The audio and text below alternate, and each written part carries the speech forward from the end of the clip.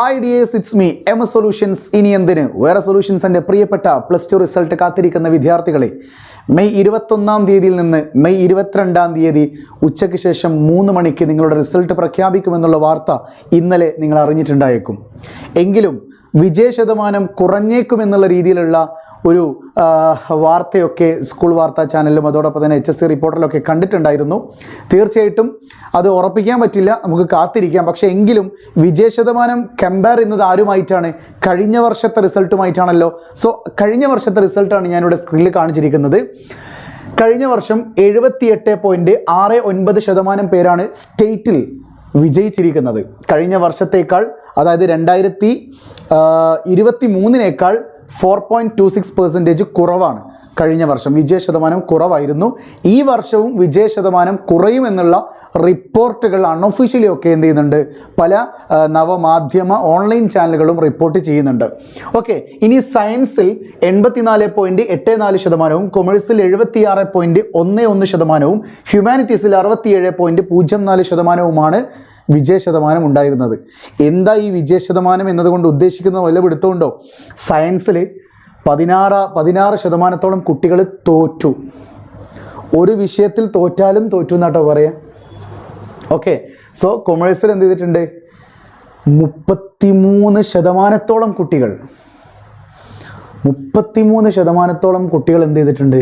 23% കുട്ടികൾ നിലവിൽ കഴിഞ്ഞ വർഷം തോറ്റിട്ടുണ്ട് കൊമേഴ്സ് വിഭാഗത്തിൽ. ഹ്യൂമാനിറ്റീസിൽ തന്നെ 33% കുട്ടികൾ എന്ത് ചെയ്തിട്ടുള്ളൂ? 33% കുട്ടികൾ തോറ്റിട്ടുണ്ട്. അതായത് 1/3 ഭാഗം ഹ്യൂമാനിറ്റീസിൻ്റെ വിദ്യാർത്ഥികൾ കഴിഞ്ഞ വർഷം തോറ്റിട്ടുണ്ട്. തോറ്റ് എന്നതിൻ്റെ കൃത്യമായ തെളിവുകളാണ് ഇവിടെ പറയുന്നത്. എന്നാൽ അതിൽ ഏറ്റവും കൂടുതൽ സത്യമെന്തെന്ന് പല കുട്ടികളും ഫുൾ A+, 9 A+ ഒക്കെ 10ാം ക്ലാസ്സിൽ വാങ്ങിയവരാണ്. അവരായിരുന്നു കഴിഞ്ഞ വർഷം +2 ഒരുപാട് മാർക്ക് കുറഞ്ഞു പോയവരും. സോ അതിനേക്കാൾ അപ്പുറത്തേക്ക് ഫുൾ A+ വിന്നേഴ്സ് 39,242 പേരാണ് കഴിഞ്ഞ വർഷം ഫുൾ A+ നേടിയ വിദ്യാർത്ഥികൾ. നിങ്ങൾക്ക് എത്ര പേരെ എക്സാം എഴുതിയെന്നും വല്ല പിടുത്തമുണ്ടോ? 4,47,000 കുട്ടികൾ കഴിഞ്ഞ വർഷം ചെയ്തിട്ടുണ്ട്, എക്സാം എഴുതിയിട്ടുണ്ട്. അതിൽ 39,242 പേർക്ക് ഫുൾ A+ കിട്ടിയിട്ടുള്ളൂ. ഇനി 1200-ൽ 1200 മാർക്ക് നേടിയത് 105 പേര് മാത്രമായിരുന്നു. ഓക്കെ, ഇനി കൂടുതൽ വിജയശതമാനമുള്ളത് എറണാകുളം ജില്ലയിലും ഏറ്റവും കുറഞ്ഞ വിജയശതമാനം ഉണ്ടായിരുന്നത് വയനാട് ജില്ലയിലുമാണ്. അതോടൊപ്പം തന്നെ 63 സ്കൂളുകളിൽ 100% വിജയമുണ്ടായിരുന്നു. പിന്നെ 7 ഗവൺമെൻറ് സ്കൂളുകളിലും 17 എയ്ഡഡ് സ്കൂളുകളിൽ 20 അൺഎയ്ഡഡ് സ്കൂളുകൾക്കാണ് 100% വിജയമുണ്ടായിരുന്നത് കേട്ടോ. ഇതൊക്കെയായിരുന്നു കഴിഞ്ഞ വർഷത്തെ എക്സാമുമായി ബന്ധപ്പെട്ട അപ്ഡേഷൻസ് എന്ന് പറയുന്നത്. ഈ വർഷത്തെ നിങ്ങളുടെ റിസൾട്ട് എപ്പോൾ വരും എന്നത് നിങ്ങൾക്ക് ഉറപ്പായിട്ടുണ്ടല്ലോ. ഈ വർഷം മെയ് 22-ാം തീയതി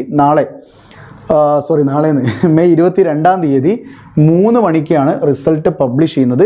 ആ റിസൾട്ട് പബ്ലിഷ് ചെയ്ത് കഴിഞ്ഞാൽ നിങ്ങൾക്ക് പല വെബ്സൈറ്റുകളും സന്ദർശിക്കാൻ പറ്റും കേട്ടോ. ഒരുപാട് റിസൾട്ട് വരുന്ന ലിങ്കുകളുണ്ട്. ഏറ്റവും വളരെ പെട്ടെന്ന് റിസൾട്ട് പ്രഖ്യാപിക്കപ്പെടുന്നത് ഡിജി ലോക്കറിലാണ്. നിർബന്ധമായിട്ടും നിങ്ങൾ ഡിജി ലോക്കറുമായി ബന്ധപ്പെട്ട ലിങ്കൊക്കെ എടുത്ത് വെക്കുന്നത് നല്ലതായിരിക്കും. സോ റിസൾട്ടിന് വേണ്ടി വെയിറ്റ് ചെയ്യുന്ന എൻ്റെ പ്രിയപ്പെട്ട +2 വിദ്യാർത്ഥികളോട് നിങ്ങൾക്ക് നല്ല റിസൾട്ട് ലഭിക്കട്ടെ എന്ന് മാത്രമേ MS സൊല്യൂഷൻസിന് ഈ ഒരു അവസരത്തിൽ പ്രാർത്ഥിക്കാൻ കഴിയുകയുള്ളൂ. സോ എല്ലാത്തിനും ഒരു ഔട്ട് വെച്ച് പറയുകയാണെങ്കിൽ ഈ വർഷത്തെ +2 റിസൾട്ട് മെയ് 22 വൈകുന്നേരം 3 മണിക്ക് വിദ്യാഭ്യാസ മന്ത്രി PRD ചേംബറിൽ പ്രഖ്യാപിക്കും. ഒരു 3:30 സമയത്തോടു കൂടി നിങ്ങൾക്ക് റിസൾട്ട് കാണുവാൻ സാധിക്കും. തോറ്റവർക്ക് എക്സാം ഉണ്ടായിരിക്കും. ഓക്കെ, അതിൽ വലിയ അർത്ഥമുണ്ട്. വീണ്ടും കാണാം. It's me MS solutions. ഇനി എന്തിന് വേറെ സൊല്യൂഷൻസ്. ബൈ.